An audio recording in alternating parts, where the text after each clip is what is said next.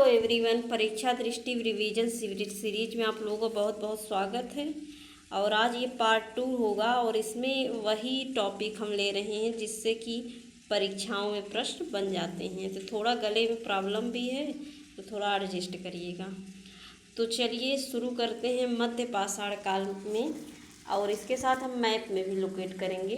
पहले चलिए टेबल देख लेते हैं। बागौर की बात करें तो ये पहली चीज़ तो इसमें स्थान आ जाता है और इसमें जो प्राप्त साक्ष्य हैं इसके बारे में पूछ लिया जाता है।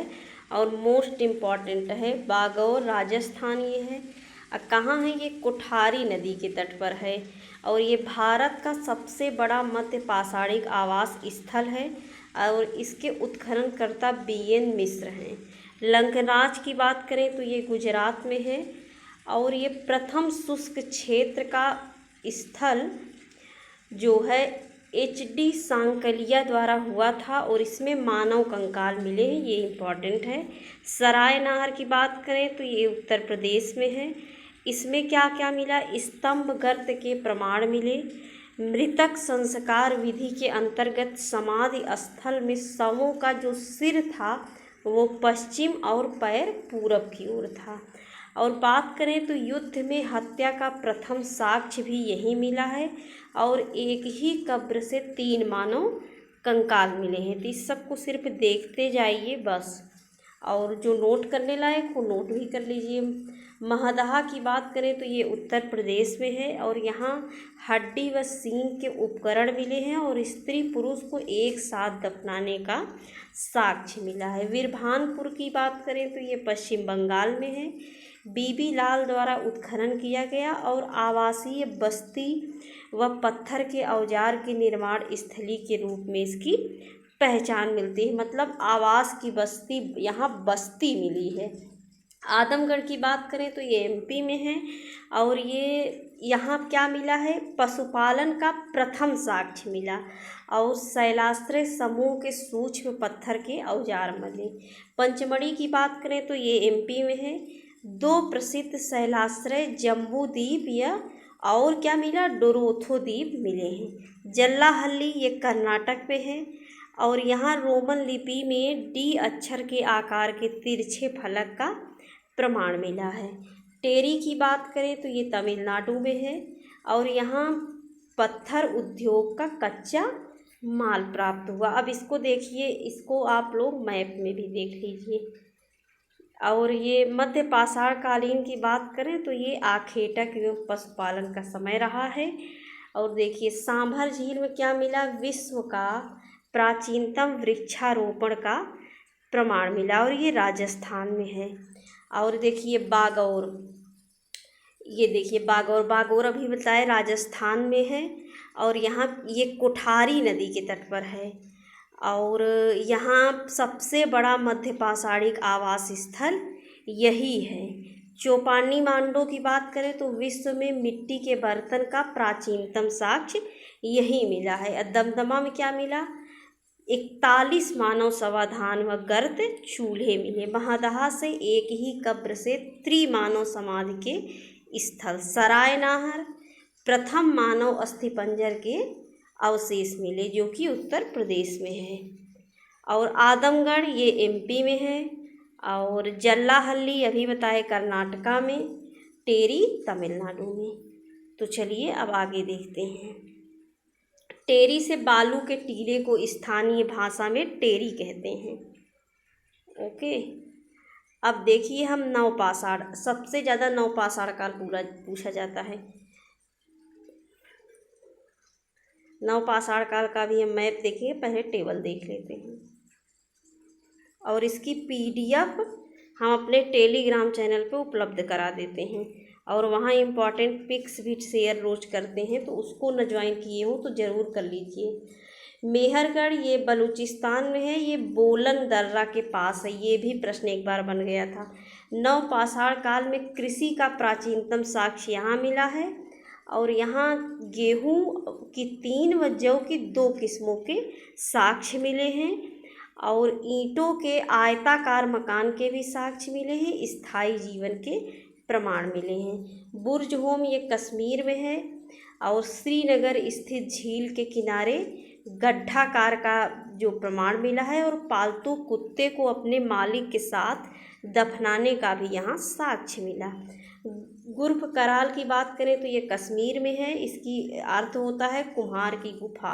यहाँ कृषि व पशुपालन के साक्ष्य मिले हैं, और हड्डी के औजार व धूसर मृदभांड के साक्ष्य मिले, और सिलबट्टा मिला, जो मसाला पीसने का जो औजार सिलबट्टा होता है वो मिला। कोल्डिहवा की बात करें तो ये उत्तर प्रदेश में है, बोलन नदी के तट पर, और धान की खेती का प्रमाण मिला।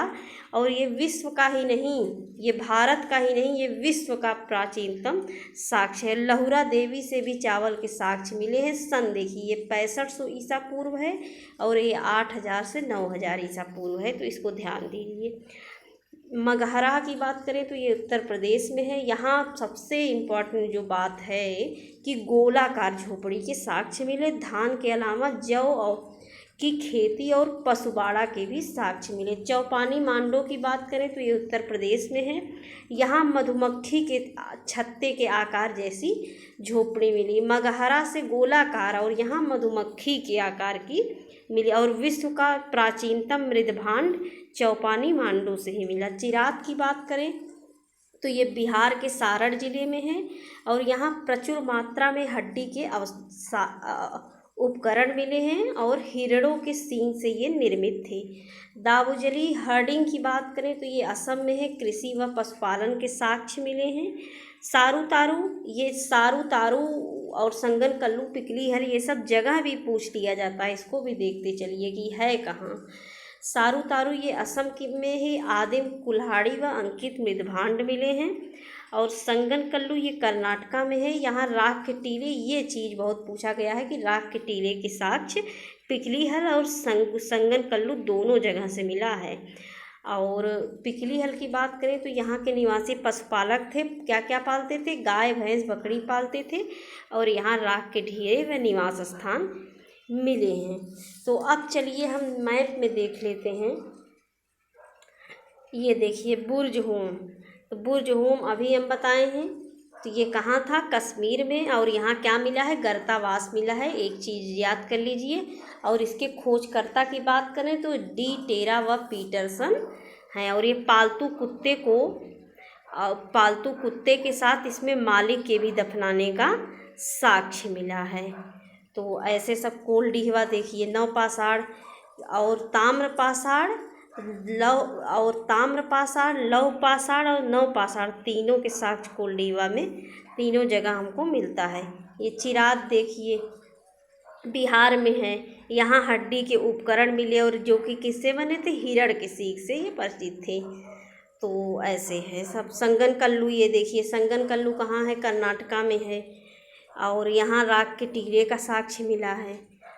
तो अब क्या है कि जो प्रमुख ताम्रपाषाणिक संस्कृतियाँ थी, तो इसमें क्षेत्र पूछ लिया जाता है बस। आहार संस्कृति का क्षेत्र क्या था? राजस्थान के उदयपुर, ये सन भले न याद हो।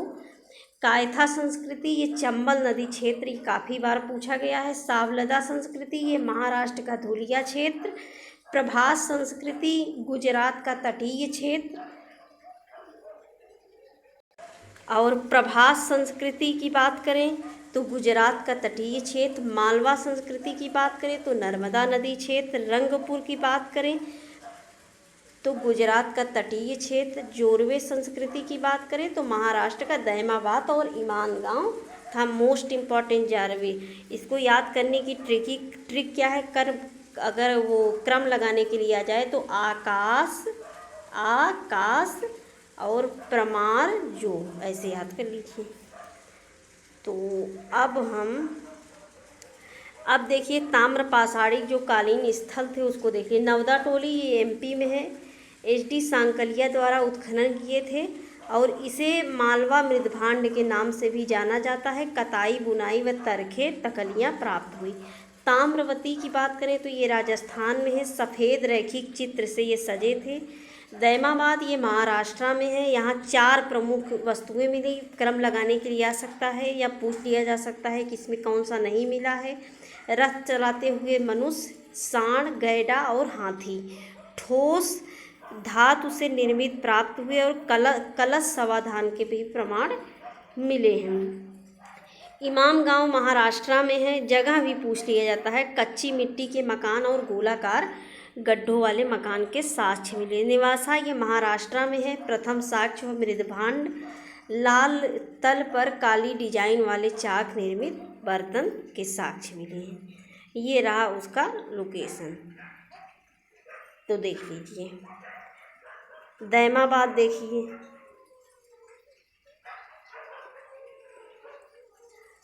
ताम्र पाषाण युगीन सबसे बड़ी बस्ती मिली जो कि जोरवे संस्कृति से परिचित थी।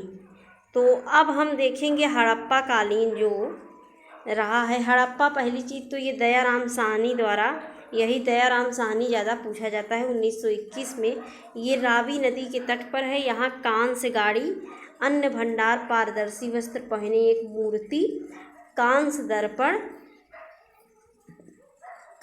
दर्पण और शंख का बैल और मछुआरे का चित्र मिला है। अब हम बात करेंगे अब मोहनजोदड़ो। ये रखालदार बनर्जी 1922 में, ये सिंध प्रांत में है, पाकिस्तान में, सिंधु नदी के तट पर। यहाँ क्या क्या मिला है?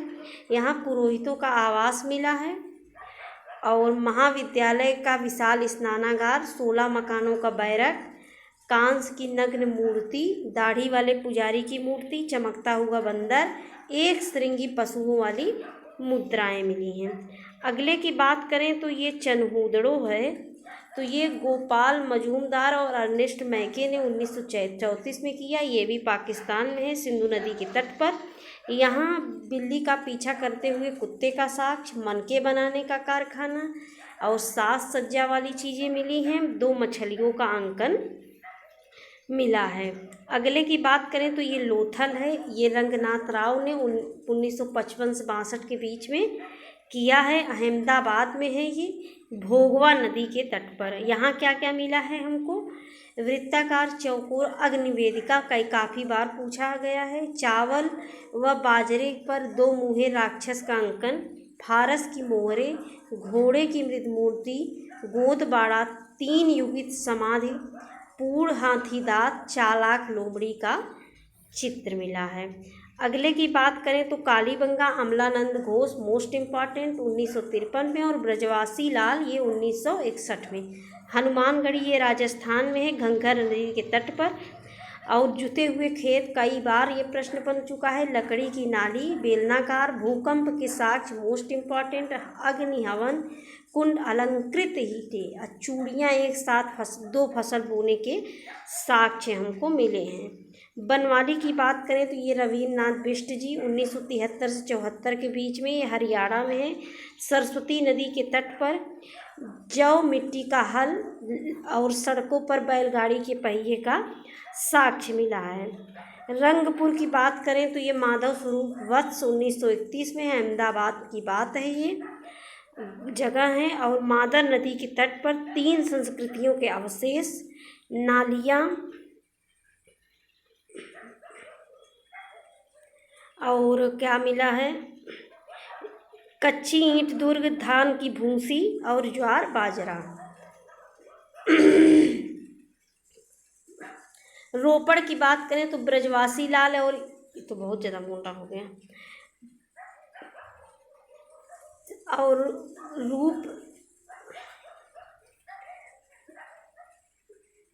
रोपड़ की बात करें तो ये ब्रजवासी लाल 1950 से 1953-55 ये रूपनगर में है, सतलज नदी के तट पर। और मानव के साथ कुत्ते दफनाए जाने के साक्ष्य मिले हैं और तांबे की कुल्हाड़ी मिली।